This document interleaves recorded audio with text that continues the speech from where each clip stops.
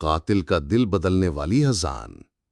کراچی کی گنجان گلیوں میں جہاں روشنی مدھم تھی اور خوف ہر سائے میں چھپا تھا، عادل ایک ایسی شخصیت تھا جس کا نام سن کر لوگوں کے دل دھل جاتے تھے۔ وہ ایک کرائے کا قاتل تھا جس کے ہاتھوں سے کئی زندگیاں ختم ہو چکی تھیں۔ اس کی آنکھوں میں ایک عجیب سی سردی تھی اور اس کا دل جیسے پتھر کا بنا ہوا تھا۔ عادل شہر کے بدنام زمانہ گینگسٹر رشید بھائی کے لیے کام کرتا تھا، جو کراچی کے جرائم کی دنیا کا بے تاج بادشاہ تھا۔ رشید بھائی کا ہر حکم عادل کے لیے قانون تھا۔ وہ کبھی نہیں سوچتا تھا کہ اس کے ہاتھوں کون مر رہا ہے یا کیوں، بس پیسوں اور طاقت کے لیے اپنا کام کرتا تھا۔ اس رات جب آسمان پر گہرے بادلوں نے چاند کو اپنی اوٹ میں چھپا لیا تھا، عادل کو ایک نیا ہدف ملا۔ اس کا نشانہ تھا نعیم، ایک ایماندار تاجر جو رشید بھائی کے غیر قانونی دھندوں کی راہ میں رکاوٹ بن رہا تھا۔ نعیم ایک چھوٹی سی دکان کا مالک تھا، لیکن اس کی ایمانداری اور بہادری نے اسے محلے میں عزت دار بنا دیا تھا۔ رشید بھائی اسے راستے سے ہٹانا چاہتا تھا اور عادل اس کام کے لیے سب سے موزوں تھا۔ اس نے اپنا سیاہ کوٹ پہنا، چمکدار پستول اپنی جیب میں ڈالا اور نعیم کے گھر کی طرف روانہ ہوا۔ گلیوں کی خاموشی میں اس کے قدموں کی آواز گونج رہی تھی اور اس کے دل میں کوئی رحم یا خوف نہ تھا۔ وہ اپنے ہدف کے قریب تھا اور اسے یقین تھا کہ یہ کام بھی ہر بار کی طرح آسان ہوگا۔ لیکن عادل ہمیشہ سے یہ بے رحم قاتل نہیں تھا۔ کبھی وہ ایک معصوم بچہ تھا جو لیاری کی ایک تنگ گلی میں اپنی ماں آمنہ کے ساتھ رہتا تھا۔ آمنہ ایک غریب لیکن نیک دل عورت تھی جو دن بھر مزدوری کر کے اپنے بیٹے کی پرورش کرتی تھی۔ وہ ہر رات عادل کو اپنے پاس بٹھاتی، قرآن کی آیات سکھاتی اور اسے کہانیاں سناتی کہ نیکی کا راستہ کتنا خوبصورت ہوتا ہے۔ آمنہ عادل کو اکثر محلے کی پرانی مسجد لے جاتی، جہاں وہ دونوں مل کر اذان کی آواز سنا کرتے تھے۔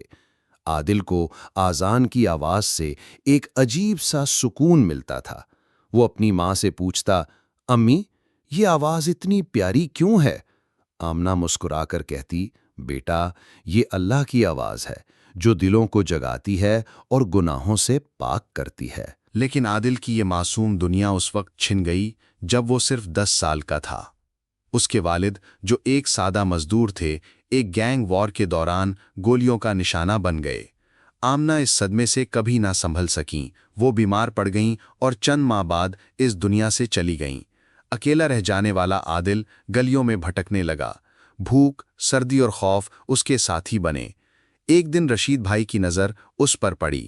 اس نے عادل کو اپنی گینگ میں شامل کر لیا، اسے کھانا دیا اور اس کی تنہائی کو اپنی طاقت سے بھر دیا، لیکن اس قیمت پر کہ عادل کی معصومیت ہمیشہ کے لیے چھن گئی۔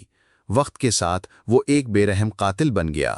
وہ اپنی ماں کی دعاؤں اور اذان کی آواز کو بھول چکا تھا، یا شاید اس نے جان بوجھ کر ان یادوں کو اپنے دل کے کسی گہرے کونے میں دبا دیا تھا۔ اس رات عادل نعیم کے گھر کے قریب ایک تاریک گرینے چھپا ہوا تھا۔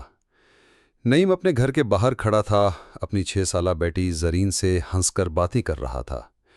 زرین اپنے والد سے کہہ رہی تھی، ابو، آپ رات کو اتنی دیر تک کیوں باہر رہتے ہیں؟ نعیم نے اسے پیار سے سر پر ہاتھ پھیرا اور کہا، بیٹی، اپنے خاندان کے لیے محنت کرنی پڑتی ہے۔ عادل نے یہ منظر دیکھا لیکن اس کے دل میں کوئی ہلچل نہ ہوئی۔ اس نے اپنا پستول نکالا، نشانہ باندھا اور گولی چلانے ہی والا تھا کہ اچانک قریب کی پرانی مسجد سے اذان کی آواز بلند ہوئی، اللہ اکبر، اللہ اکبر۔ یہ آواز ایسی تھی جیسے آسمان سے کوئی روشنی اتری ہو۔ وقت جیسے ٹھہر گیا۔ عادل کے ہاتھ کانپنے لگے، اس کا پستول اس کے ہاتھ میں بھاری ہو گیا۔ اذان کی ہر لے اس کے دل کے تالوں کو کھول رہی تھی۔ اسے اپنی ماں کی آواز سنائی دی جو اسے کہتی تھی، بیٹا، اذان دل کو سکون دیتی ہے، یہ اللہ کی طرف بلاتی ہے۔ اس کے ذہن میں بچپن کے منظر چلنے لگے۔ وہ اپنی ماں کے ساتھ مسجد کے صحن میں بیٹھا اذان کی آواز سنتا ہوا اور آمنہ کی دعائیں کہ اے اللہ میرے بیٹے کو ہدایت دے۔ عادل کا دم گھٹنے لگا۔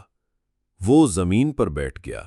اس کا پستول ہاتھ سے چھوٹ کر زمین پر گر پڑا۔ اذان کی آواز اب اس کے کانوں سے نہیں بلکہ اس کے دل سے ٹکرا رہی تھی۔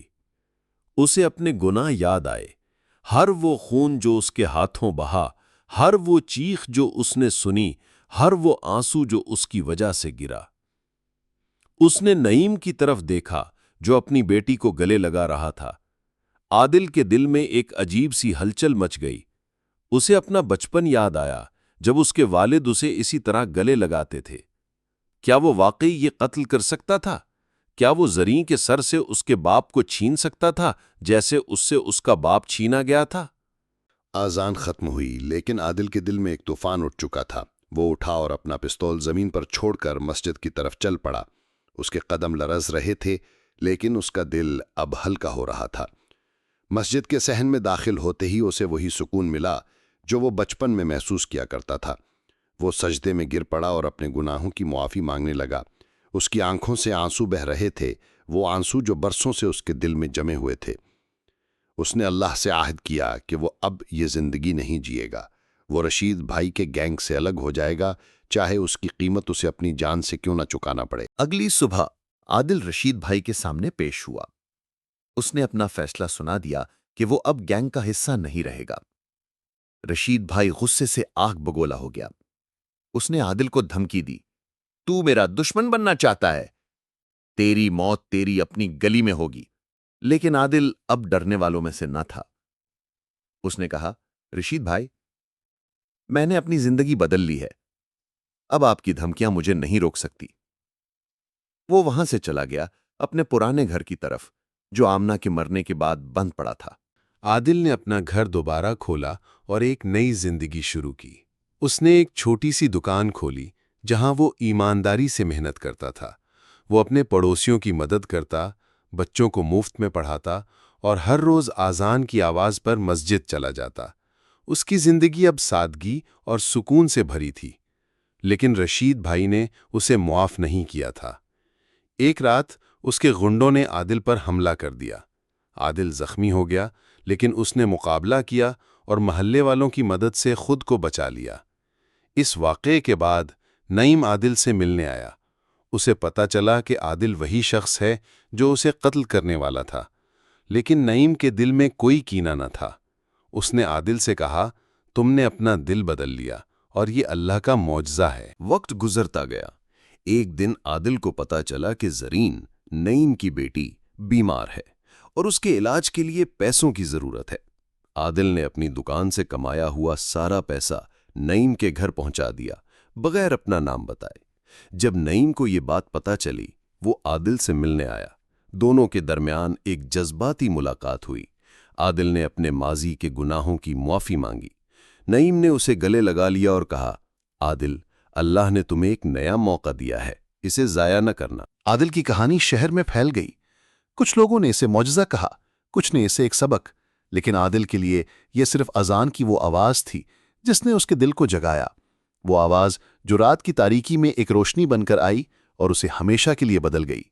ہر روز جب اذان کی آواز بلند ہوتی، عادل اپنی ماں کی دعاؤں کو یاد کرتا اور اللہ کا شکر ادا کرتا کہ اسے گناہوں کی دلدل سے نکال کر روشنی کی طرف لایا گیا۔